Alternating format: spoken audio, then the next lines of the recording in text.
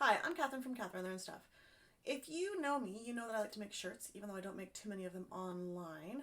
But I do make them for fun for myself. And I have this press. It's a 5-in-1 cozy heat press.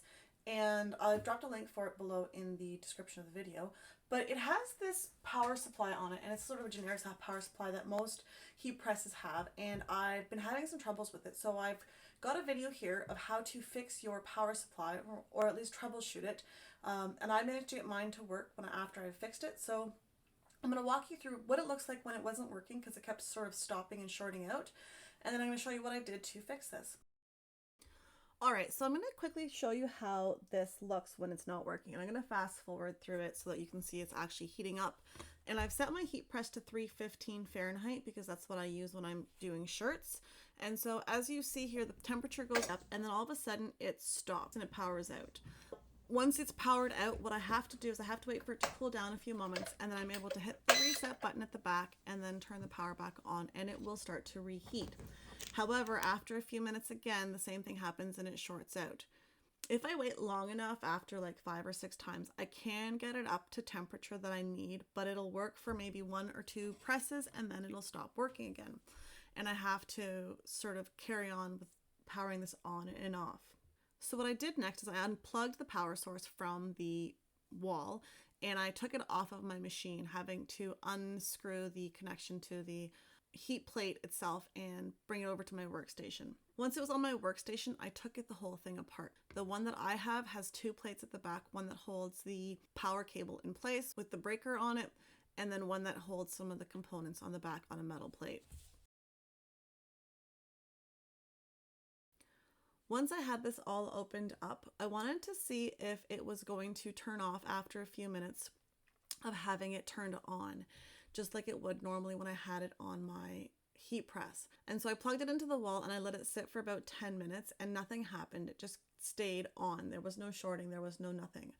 So what I did next is I unplugged everything and I started to just check the wires out. So I started to take the wires out of their places and put them in where I could. And I noticed that there was this one white and black wire that were just a little bit loose. So I pushed them back into their positions, and then after having pulled out all the other wires that I could and inspected them, I put them back in and put this all back together. Now I was lucky because everything sort of managed to go back into place well.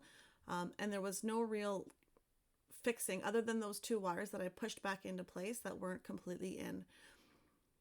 Now, once I put this all back together and screwed this all back into place, it all ended up turning out that it worked. So my guess is that the wires on the power switch were somehow loose, and that was causing them to short out.